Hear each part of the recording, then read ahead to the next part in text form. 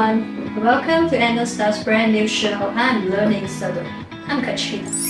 I'm excited to have you join me on this exciting journey into the world of soldering.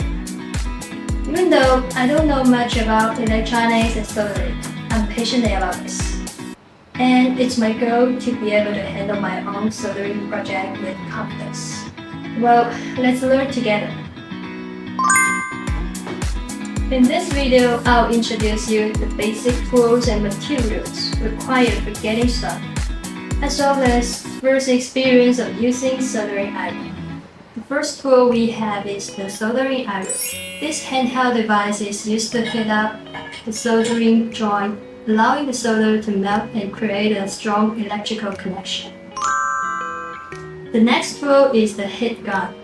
It can heat and remove components, so it's suitable for tasks such as removal and remove the surface mount components. Our third tool is the Andonstar digital microscope 8409 Pro. It can magnify items, helping us accurately inspect small solder joint or work on the complex circuit. The 10-inch large screen allows you easily view, and the 12.5-inch high object distance provides you with sufficient operating space. Now let's talk about the soldering materials. First, we have solder wire. It's a thin metal wire that contains a flux core. Flux help clean the surface and promote the flow of solder. Next, we have a sponge and cleaning board. These are used to clean the soldering iron tip, removing any residues or excess solder. Another important material is solder paste. It's the fixed system that can prevent oxidation of the welded object and promote the soldering process, helping to improve soldering quality. We also have rosin, which is used as flux core for some types of solder wire. It helps remove oxidation and ensure the reliable solder joint. Next up is the soldering flux. It's a chemical compound and helps solder flow and improve wetting on the surface being soldered. Moving on the other tools, we have solder rig and the solder bread.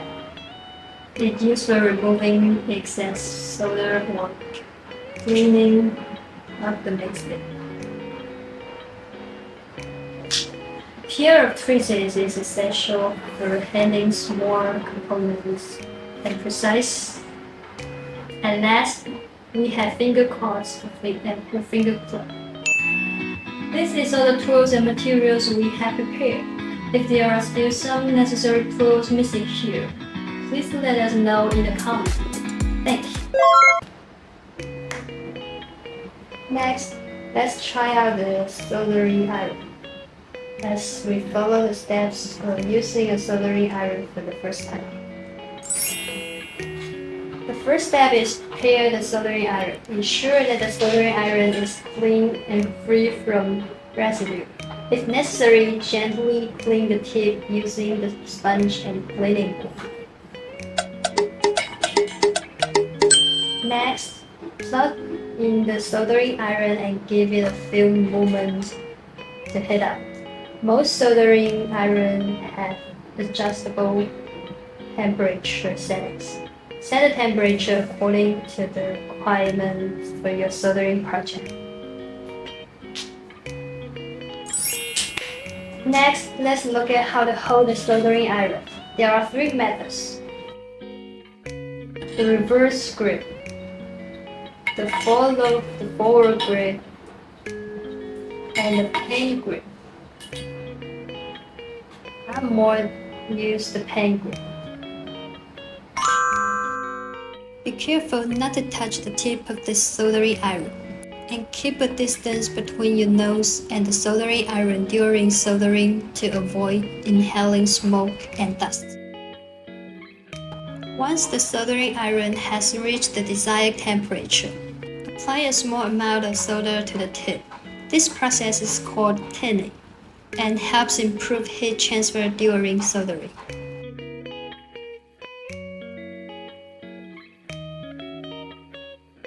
There is excess solder on our solder tip. It's easy to cause bridging.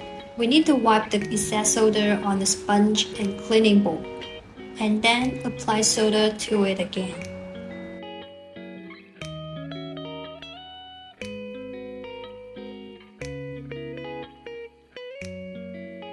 When the tip is oxidized and it's not easy to solder, put the tip directly on the rosin, and then apply solder again.